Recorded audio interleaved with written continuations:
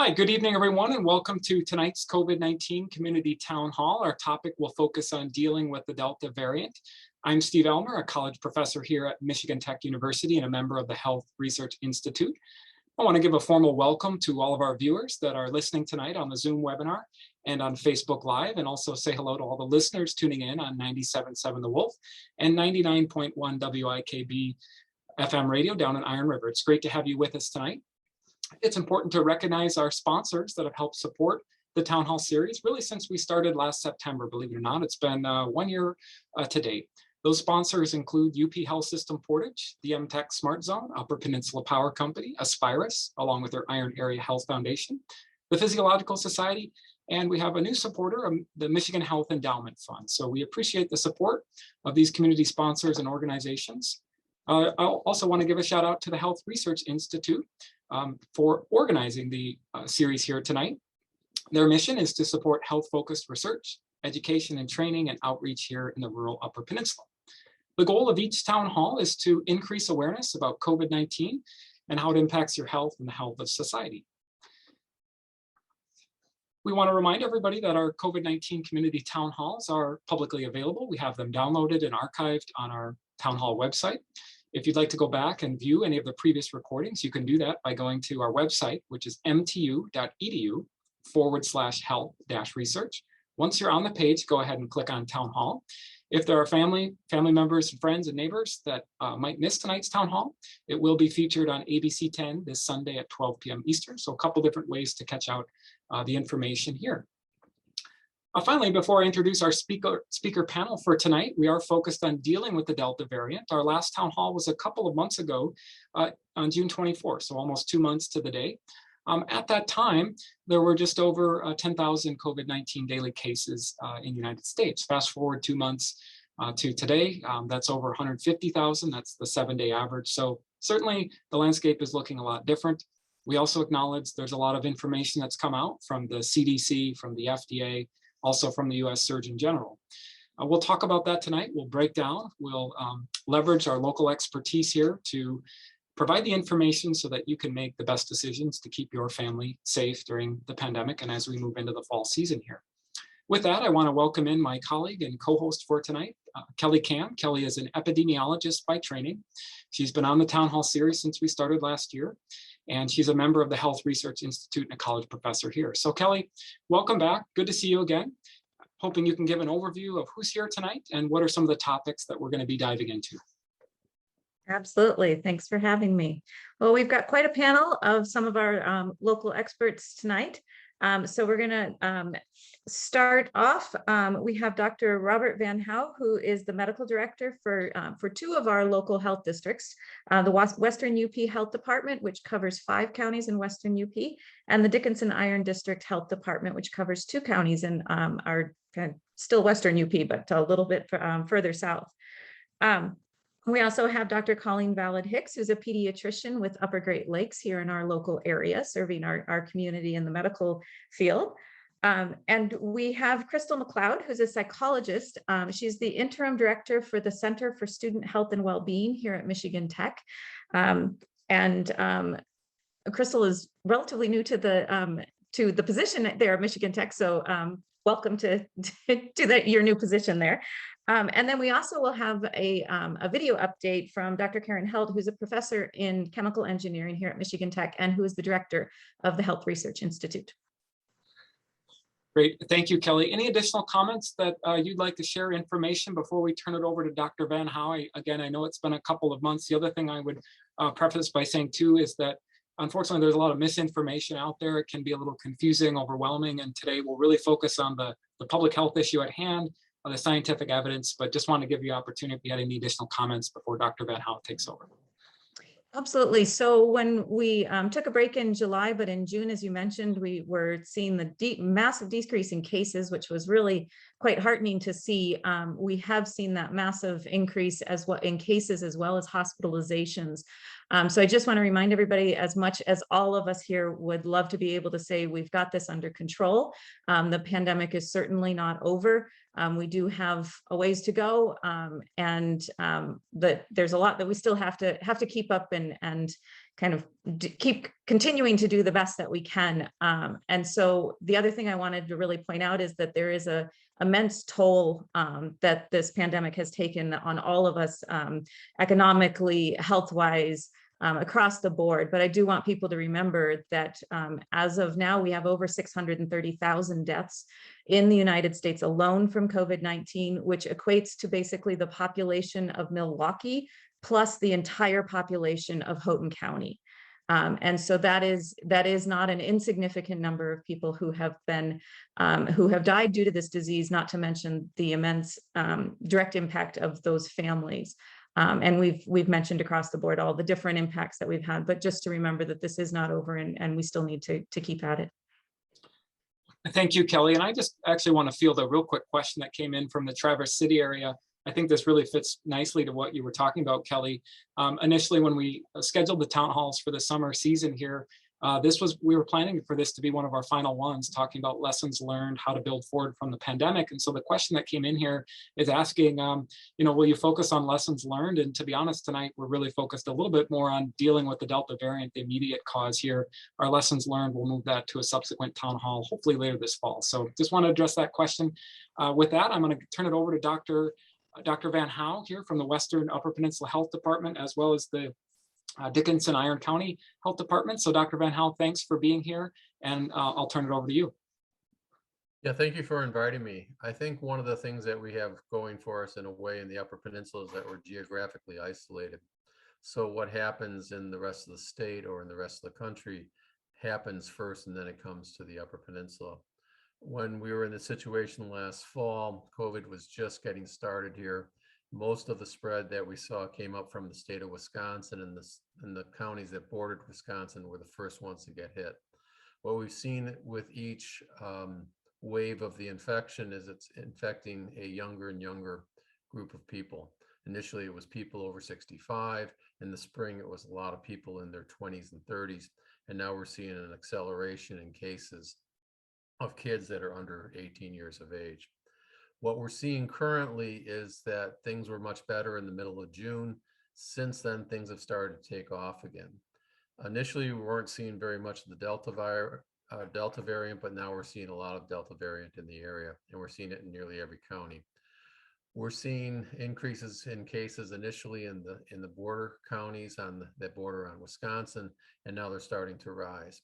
As of this week, all of the counties except for Marquette County are in the high risk area. So all of us are red counties as far as that goes. The Delta variant is more infectious and it's more virulent. It also has higher viral loads, so it affects people more. They get more virus in their nose and they're more able to spread it. What we're seeing with people that are vaccinated is some of them are getting positive tests because the virus gets in their nose. But the good thing about the vaccine is it keeps it in the nose and doesn't let it spread to the rest of the body.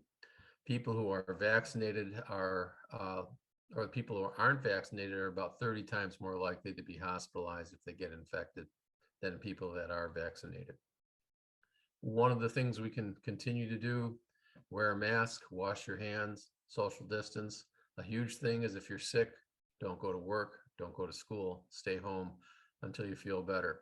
One of the things that happened in this past school year and this past year is that we did not see any influenza or respiratory syncytial virus. So the fact that we were washing our hands, the fact that we were staying at home when we were sick and that we were masking, influenza just didn't happen this past year. I don't think we can count on that again. Same thing's true with the respiratory syncytial virus. We're seeing uptakes in that this year. So we could be hit with all three viruses at the same time. So we have to be very careful going forward. The biggest thing that we can do to keep this pandemic under control is to get vaccinated. One of the things that puts this area at risk is we only have about a 50% vaccination rate. So we have a lot of dry kindling in the on the floor of the forest, so to speak, and a spark happens and you can get outbreaks really quickly.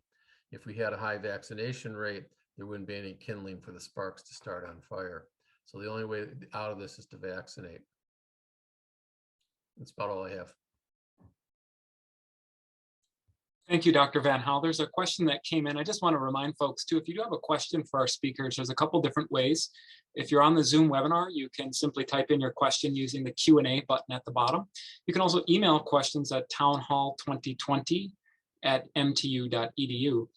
Dr. Van Hal, this question is coming in here talking about, I think, referring to that 50% vaccination rate that you were talking about.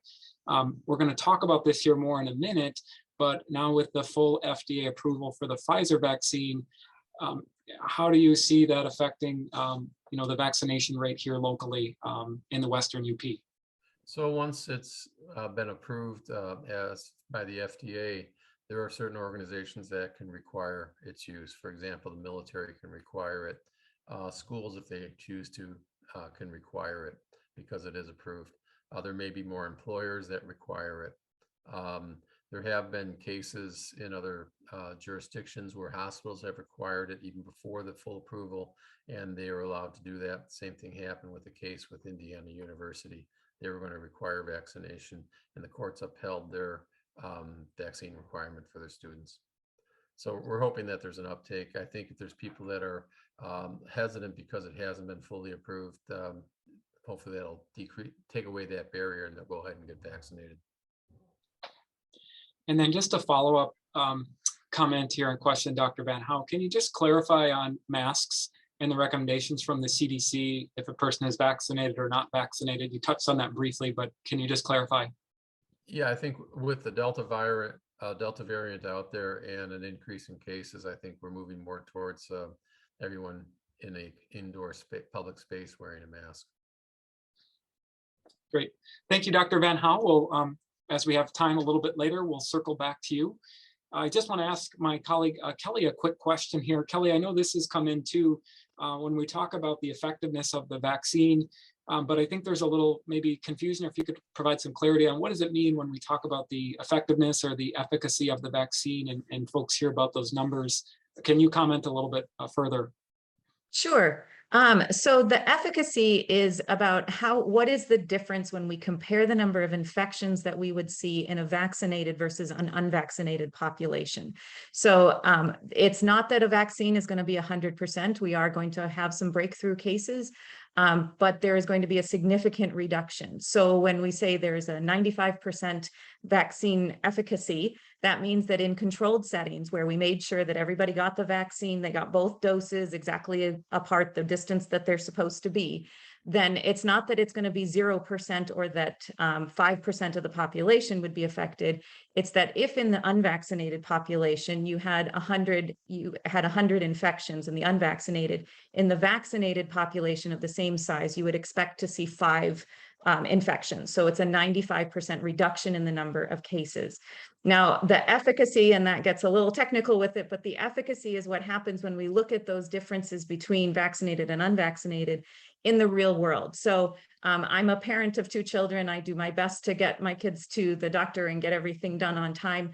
But sometimes you didn't, for various reasons, I didn't get my shot exactly 3 weeks after it. I got it 3 weeks and 2 days after the first shot. And so it takes into account that there's going to be a little bit of difference in how we deal with it in the real world.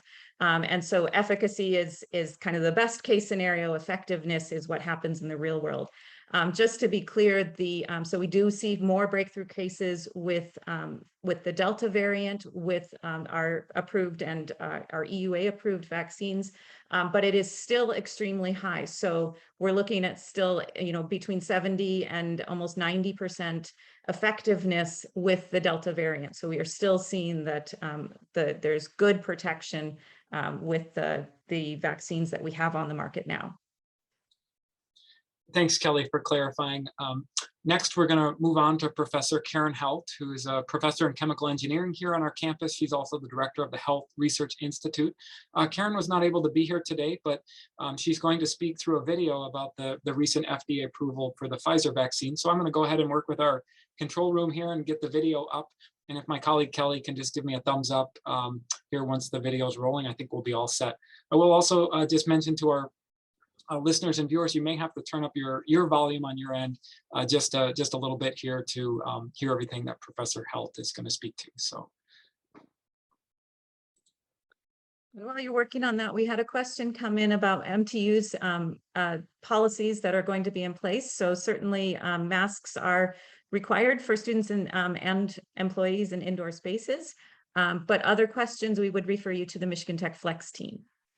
And we are just about, we can see a blank screen. There we go. Good afternoon, and thank you for this opportunity to tell you a little bit about the FDA approval of the Pfizer vaccine. So the Pfizer-BioNTech COVID-19 vaccine has now received full FDA approval, and it is under the name Comirnaty, which is a mouthful. And I recently read that that is a combination of the words of community and immunity. There's also RNA in there. And so it has been approved for those that are 16 and older. I'm really excited about this news, as it confirms that the FDA has rigorously evaluated the safety and efficacy of the vaccine and has deemed it to be both safe and effective. The clinical trials performed by Pfizer had over 20,000 vaccinated individuals and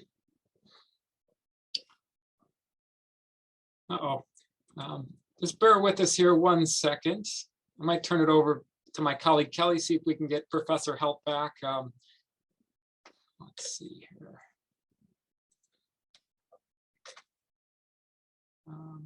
Yeah, Kelly, I might need you to, maybe Kelly, while I'm trying to get this back, thank you for your patience.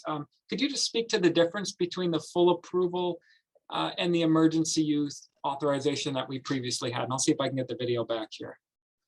Sure.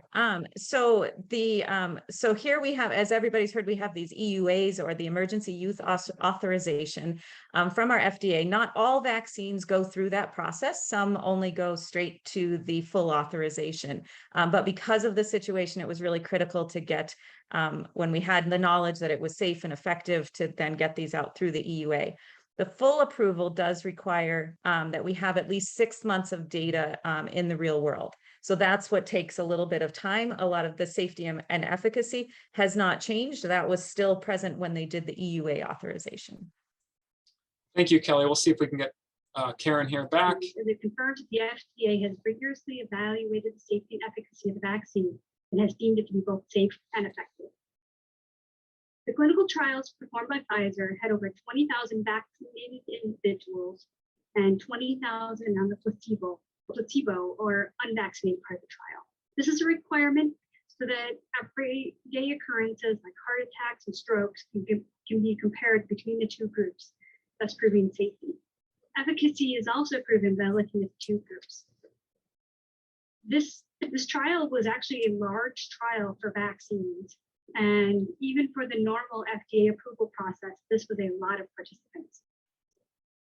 When Pfizer applied for emergency use authorization in late 2019, with approval in December of 2019, they gave the FDA 2-month follow-up data for the trial participants. The FDA put a lot of people on the case to be able to evaluate the data and granted the EUA in about a month.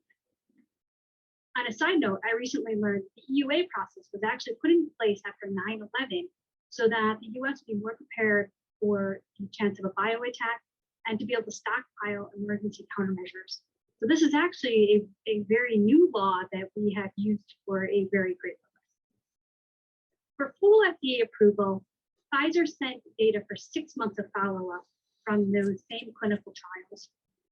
The FDA took 4 months to scrutinize the data before issuing a full approval. 6 months is typical time for vaccine data, as vaccine side effects are extremely rare after 3 months after inoculation, if they're seen at all. There's been over 5 billion doses of different COVID vaccines given across the world, and over 205 million doses of the Pfizer vaccine have been given in the US. The most concerning adverse effect is myocarditis, which is inflammation of the heart. It has happened in about 67 per million doses given mainly to males between the ages of 12 and 17. This same group is 6 times or 600% more likely to develop the same symptoms for a COVID infection as they are with the vaccine. And in most cases, vaccine-induced myocarditis has been mild and has been treated with over-the-counter medicine. The FDA has noted this possible side effect and has agreed that the vaccine is still worth approving. someone in my family has actually recently been affected by a similar side effect, and I still believe that the vaccine is better than getting COVID. I also wanted to briefly mention breakthrough cases. Currently in the US, there is about 1 in 1,000 chance that a vaccinated person will test positive, whereas there is a 1 in 250 chance that an unvaccinated person will test positive. Thus, there's a fourfold or 400% increased chance of getting COVID if you are not vaccinated. Also, the people that have the most robust immune response have actually been those that had a COVID infection and then were vaccinated after that. COVID infections may or may not give you the immune response that you would like. It's very variable person to person, and it really does not have much to do with the severity of your symptoms. The advantage of the vaccine is that the immune response is much more consistent, except for those that are immunocompromised. In summary, the vaccine is now FDA approved, and it's safe and it's effective. I encourage everyone to talk to their doctor if they have a rare medical condition that may make them ineligible to be vaccinated. Otherwise, get vaccinated if you're able. COVID-19 will eventually become an endemic like the flu, but we're not there yet. We need to continue to vaccinate and socially distance and mask up until we reach endemic levels and our hospitals can handle the number of cases that pop up. So enjoy the rest of the town hall, and I'm sorry I couldn't join you tonight. Okay, thank you, Professor Helt. If I didn't mention, Karen's background is in, she has done work on vaccines, and she was recently quoted on the front page of the Daily Mining Gazette just recently. I do have a question I want to direct towards Dr. Van Houw, if he could go ahead and unmute. My question here is, do we know the timeline for the full approval for the other 2 current vaccines, the Johnson & Johnson and the Moderna? Well, I know that the Moderna has always been a couple of weeks behind the Pfizer vaccine, and they've had similar numbers and similar effectiveness, and maybe even a little better than the Pfizer vaccine. So I would expect that would be coming. As far as Johnson & Johnson, I have not heard anything. And then Dr. Van Houw, a follow-up to that would be, there's some questions about, we're hearing more in the news about booster shots. Can you provide any insight what you're hearing from the Western Public UP Health Department? Well, the booster shots, they're talking about people getting a booster for waning immunity 8 months after their first. Excuse me. Oh, keep going, Dr. Van Houw. Go ahead. I thought I heard something. The 8 months following completion of your initial series, you would be eligible for a booster shot.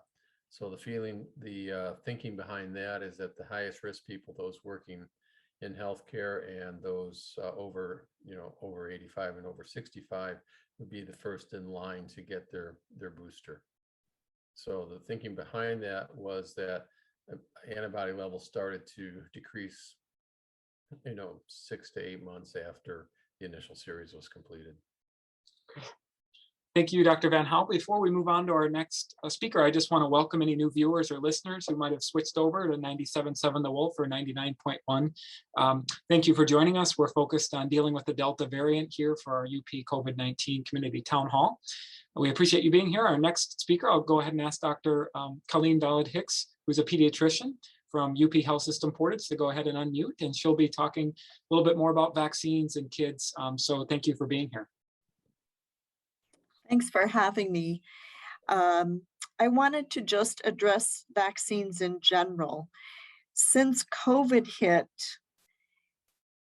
most pediatricians in the nation have been terrified that we would start seeing some of the diseases that we've been able to immunize children against resurge, and especially neonatal meningitises, because people were not coming in to receive their vaccines.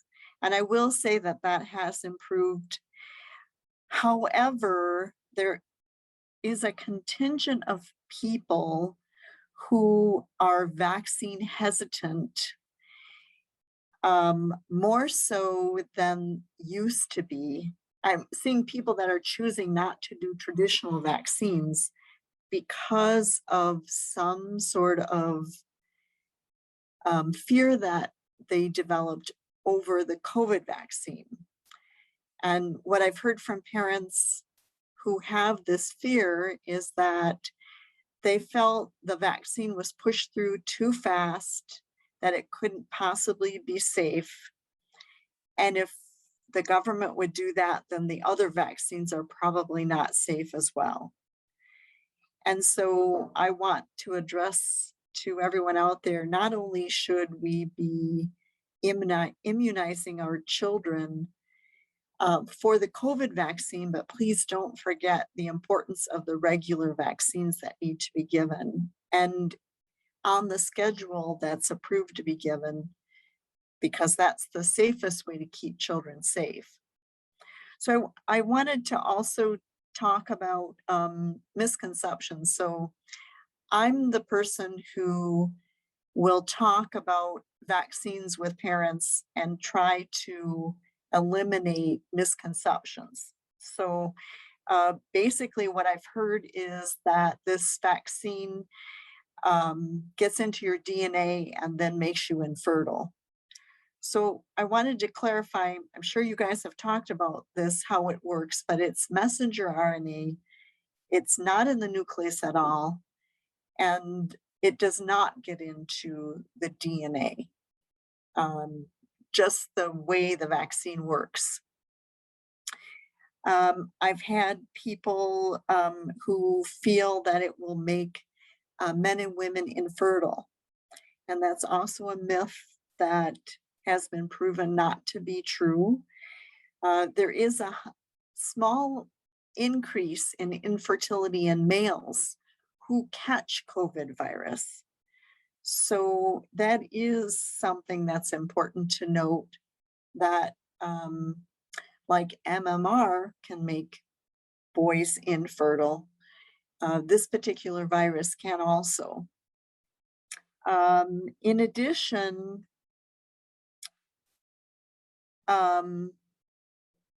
pregnant women should receive the vaccine.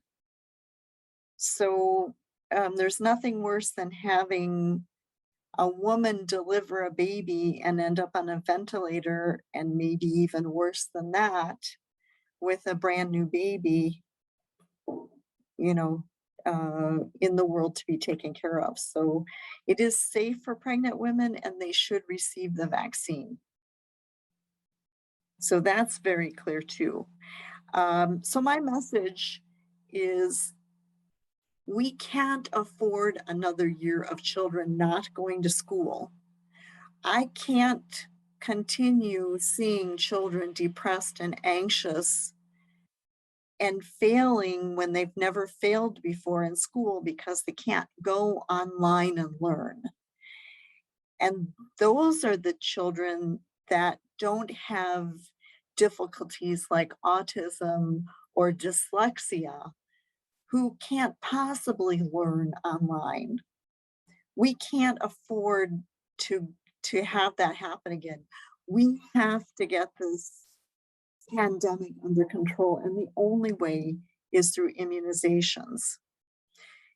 Children are getting sick, and the incidence of the multi-system inflammatory reaction that children can get is 1 in 1,000. And I don't know if that makes people afraid, but they should be afraid, because that illness is similar to Kawasaki disease, which is very rare. In my 38 years of practice, I've taken care of maybe 6 cases of it. And a lot of those kids end up with long-term disabilities because of cardiac problems. We need to take notice, and we need to get everyone who can be immunized, so that we can get children back to normal activities and school, and we can help reduce the spread of this virus.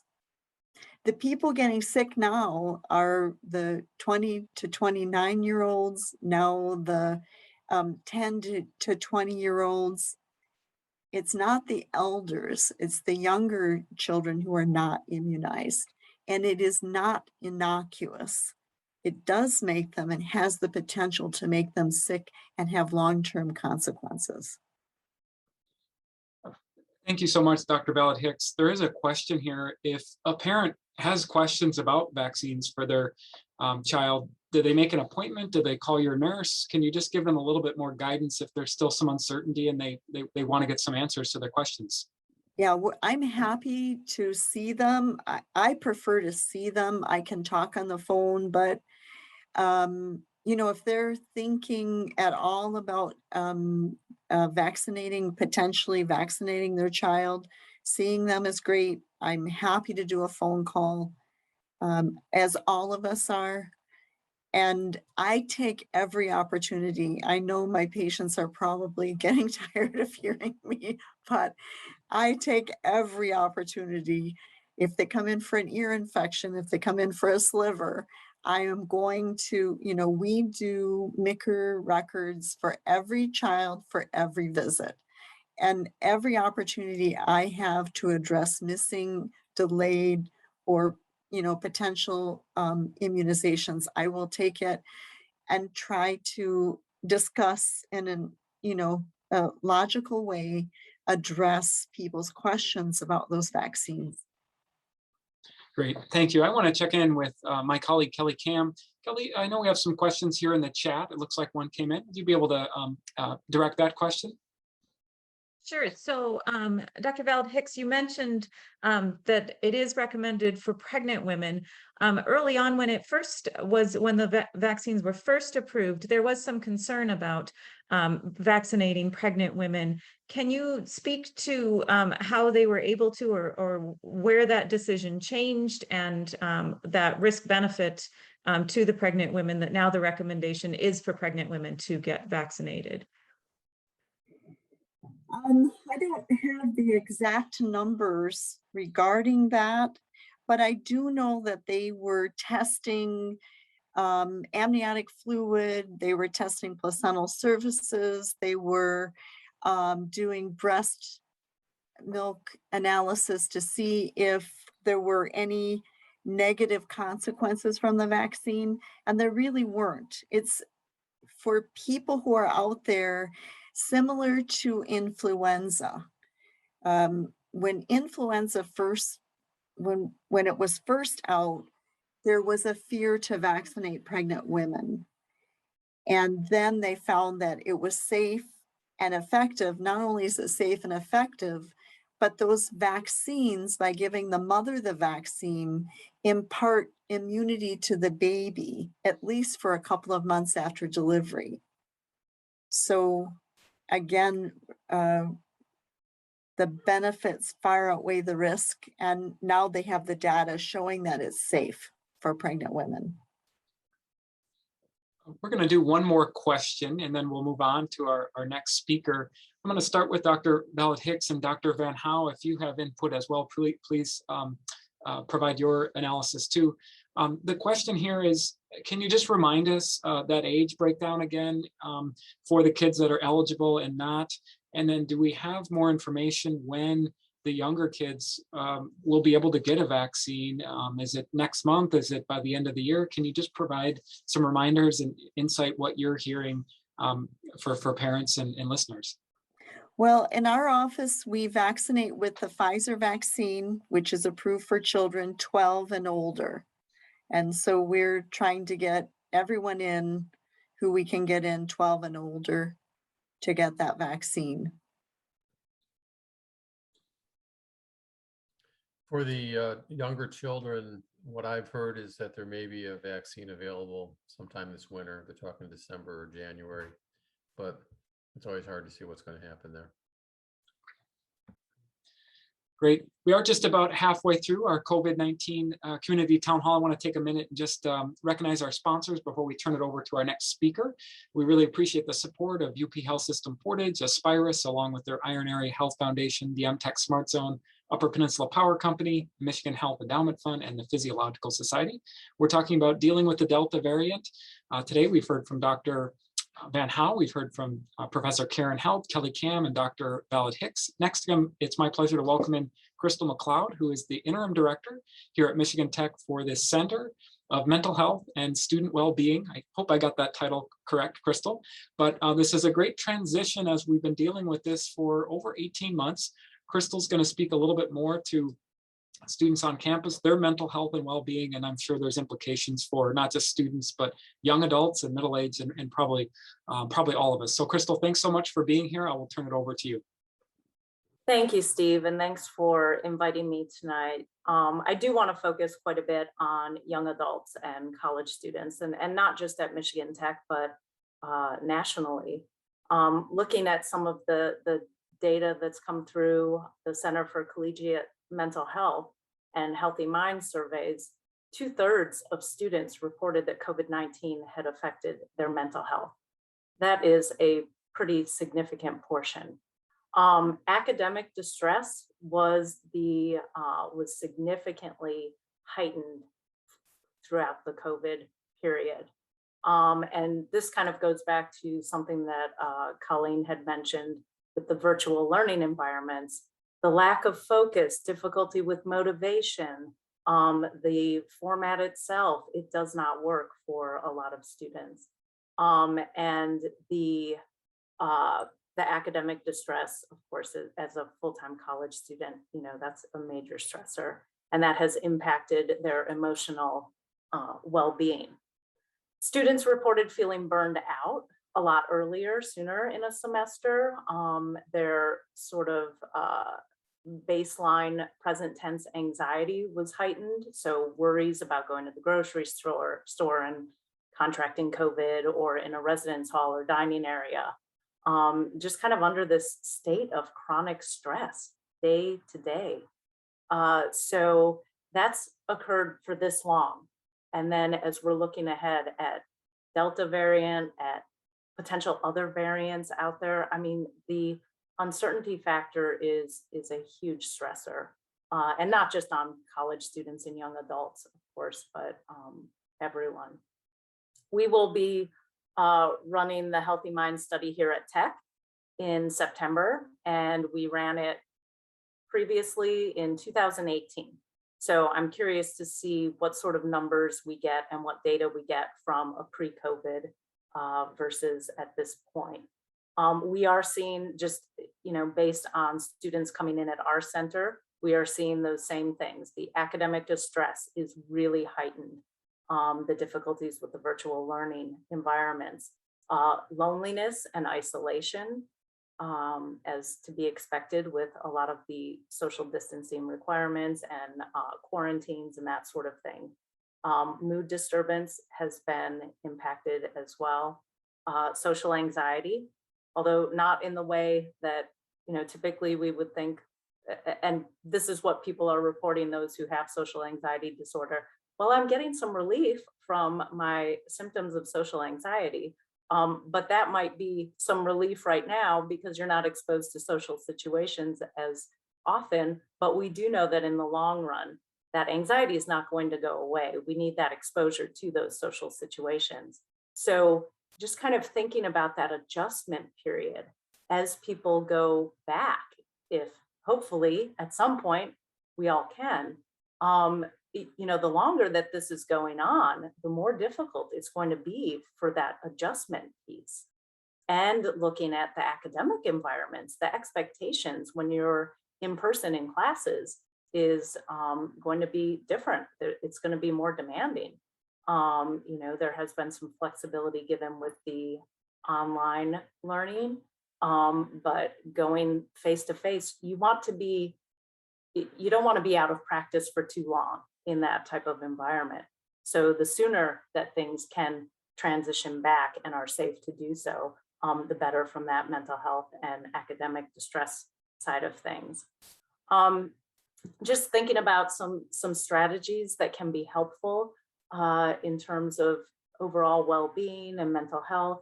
I think that the concept of resilience is a big one. It's one that I use a lot with our tech students, and I run a workshop each semester.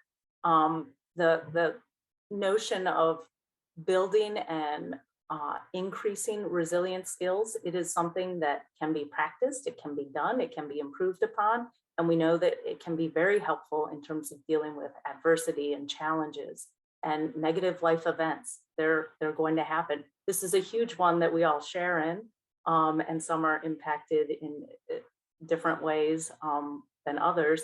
But if we can build that resilience so that we can get through this and get to the other side and, have that ability there. I think also the increase for tolerance for uncertainty. There's so much uncertainty, and that is something that can be practiced as well. And people can get more and more comfortable with things being uncertain. It is often overwhelming for people to think about the future and what that looks like, because there's so many question marks right now from our kids and our health and our work and money, and future variants. It's overwhelming for people. So I usually talk to people as well about focusing on the day-to-day, focus on the short term, focus on what's happening now, what you're grateful for. Practicing gratitude on a daily basis can be so beneficial in terms of occupying a more optimistic sort of mindset and being able to feel more connected to what you have in your life, to people you have in your life. It's a huge benefit.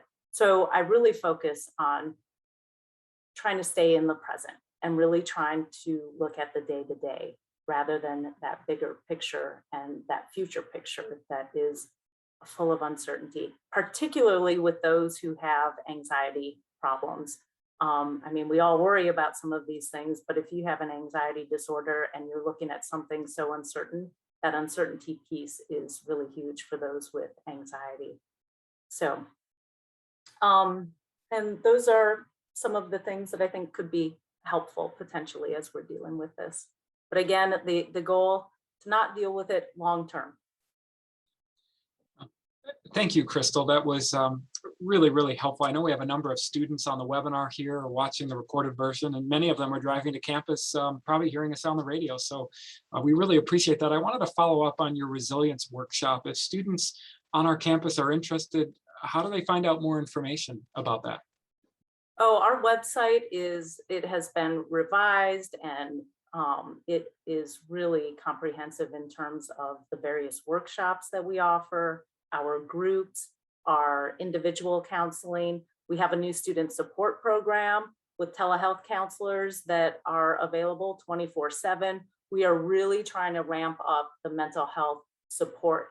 Pre-COVID, the demand for mental health services on college campuses was increasing quite a bit. And then with COVID and potentially adjustments, if we get COVID under control or better managed or whatever, it's not going to end. So we're really doing what we can to try to increase our mental health support for our students. But all of that is on our website. We are offering all of our services virtually. So. I wanted to bring in some of our other presenters here to maybe build upon the resilience theme here for just a minute. So perhaps Dr. Van Houw, we could start with you. This has been very taxing for our public health officials, and then maybe we could hear from Dr. Valid-Hicks how this is affecting our frontline healthcare workers and clinicians. But Dr. Van Houw, could you just, how is your team doing from, as Crystal was talking about the resilience, and I think we all need to be in your workshops. So I'll turn it over to Dr. Van Houw. Well, I think all of the public health departments across the state have been overwhelmed by this. We were underfunded when this started, and we didn't have enough staff to handle it. And our staff really rose to the occasion. Did an excellent job, and now we have to gear up and do it all again. Dr. Valid-Hicks, we'll give you an opportunity here to comment. I think the biggest thing that I see is the fear, and I'm trying to live in the now, but we certainly live in the fear of RSV, influenza, and COVID.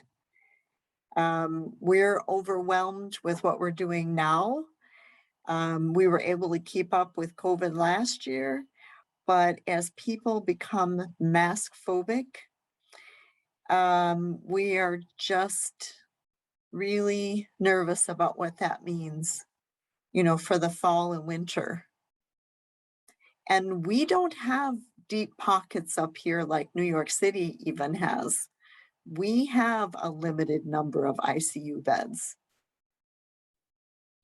So yeah, we're definitely nervous about that. Thank you, Dr. Valid-Hicks. Kelly, I wanted to turn it over to you from an educator perspective. You're an assistant professor in the Department of Kinesiology. Your teaching classes start here and are starting across the UP. Can you just comment from an educator's perspective? Sure. Well, I think I agree with you. I'd like to join into Crystal's her sessions because I certainly am concerned for my own health. I have children who are too young to be vaccinated. I'm concerned for their health. I'm concerned for my students' health, and I am very concerned for all of our mental health and as well as physical health. And trying to think about our students who spent a year doing virtual and hybrid, and how we adjust back as educators to having students in class again, which in some ways hopefully will be a lot easier than trying to figure out who's online and who's in person and who's hiding behind you.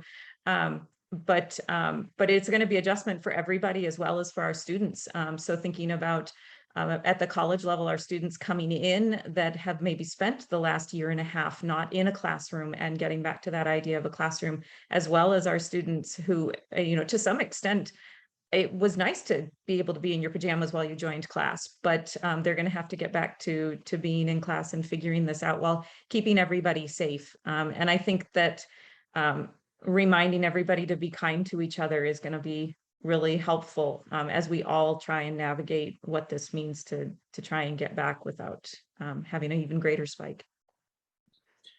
Thank you, Kelly. Next question. I think this is the elephant in the room, a very important question, and I'll open this up. I'll start with Dr. Van Houw. So this question here is, will the pandemic get worse? Simply yes or no. And if not, when will we know? Or what metrics or signs will let us know that the worst is behind us? If you could comment first, and we'll go around to some of the different speakers here. Yes, it will get worse. We're on the upswing right now. It's hard to know when it's going to plateau or peak and then come down until it actually does. One sign that it may be burning out is if we get to the point where we have herd immunity, where 75 to 80% of people have either had COVID or been vaccinated. And so we would have to get a lot of infections to get there if our vaccination rate doesn't improve. I'll ask Kelly this question here, kind of right along with this. Dr. Van Houw mentioned the herd immunity. Kelly, is that something once we get to, we're there, or can it dip below and above and kind of really go above and below that as time goes on? Sure. Well, the numbers that we have are certainly, this is a novel virus. We don't know for sure what level of herd immunity we need to get to. And it also is likely to change. So a herd immunity for Delta may be higher than what we would have expected if Delta had not appeared and we'd been with Alpha variant or even the original one. So, so that's always going to change. We also have to remember that we always have new children being born into our populations and people coming in. Although we're only at 50% for our area, but globally, there are a lot of populations who the healthcare workers are not even vaccinated yet. So if we have, if there is movement globally between vaccinated and unvaccinated populations, as well as the new children being born in, there's always going to be new people who are unvaccinated. And so it's not a static number we're going to get there and stay there. And Dr. Valid-Hicks, I think we know the answer to the question, but from your perspective, will it get worse before it gets better? And again, from the clinician's perspective, how will we know? Well, we feel like it will probably get worse before it gets better. And until we get people to vaccinate or people are open for the vaccination, we're looking for it to get worse. And unfortunately, in the pediatric population, which has, did all right with the first wave, but people got a false sense of security. And this Delta variant is a different organism altogether. It reminds me of influenza with H1N1. And so I'm not sure that COVID will ever be gone. I'm feeling like it's here to stay, and we will need to be tracking it and immunizing people on a regular basis. That's just my perspective on that. We appreciate your perspective very much, and I just want to give Crystal McLeod the opportunity to answer the question too. Will the pandemic get worse before it gets better? And if no, or if not, when will we know, or what metrics can we use? Well, I can't speak to the pandemic itself, but I will say that if it is getting worse, I believe that the mental health issues will also be compounded. And so, I can speak to that. And so if that is the direction that we go, mental health will also be deteriorating potentially. Why don't we switch gears here a little bit and talk about some proactive things that we can do. Kelly, I know we have 7,000 students that will be on our campus in Finlandia and Gogebic, and K-12 kids going back to school all at the same time. So what are some simple things that we can do from an epidemiologist perspective to be proactive? So I think we have to remember that it is not gone, and that first off, be vaccinated. If you're headed back to campus and you're not yet vaccinated, Michigan Tech is running vaccine clinics. Talk to the healthcare providers in the area, call your local health department in the county that you're going to find out where you can get vaccinated as quickly as possible. And as Dr. Valid-Hicks commented, all the healthcare providers will be willing to talk to you if you have questions about the vaccine, about whether it's you have any specific medical concerns about that, or any reasons to question it. Just talk to the medical providers about that. Call the health department. Talk to the health department about that. Beyond that, just remembering what we did all last year, since whenever that was, of February 2020, of if you're not vaccinated, get tested before you come back to school, so you're not coming back bringing it with you. Wear a mask. Keep that social distance. There's a lot of people coming from a lot of different areas, and we really don't know what they're bringing with them. So as much as you can try and prevent any spread once we get up here, until things settle down. Absolutely don't be going to anything if you are feeling ill. And if you are feeling ill, get tested. And whether it's at one of our local healthcare providers, or Michigan Tech will also be running testing clinics as well. Thanks, Kelly. I'm going to pass it on to Dr. Van Houw from the Western UP Health Department, what we can do. Well, I don't have much to add to that, but I will say that a number of our local schools were able to be open most of the school year last year by masking, washing hands, distancing, and quarantining and staying home from school when they were ill. It worked last year, and we probably should do the same things this year, because we're starting to see that age population may be driving this wave of the infection. And I'll turn it over to Dr. Valid-Hicks next. I have to, concur with everybody that I think masking and social distancing is very important.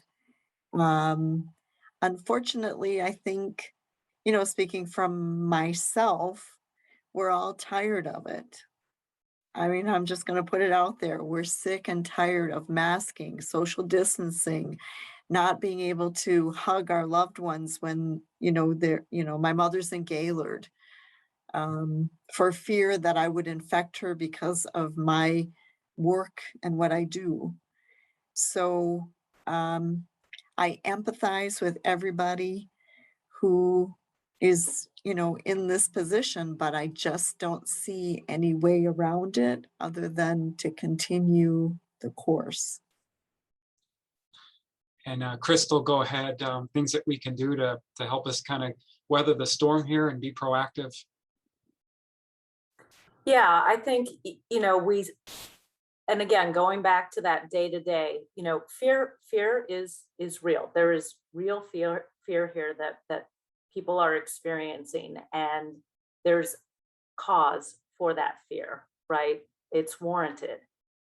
The anxiety piece, the worrying over and over about what if scenarios and possibilities, and doing that to the point where you're not sleeping, you know, that can take such a toll. And so I don't want to minimize the fact that there is a real threat, right? But being able to manage some of that anxiety so that it's not impacting some of these other areas too, you know, our sleep, our physical health, our ability to cognitively kind of think about things. So whatever we can do to help manage some of the mental health symptoms that go along with this fear.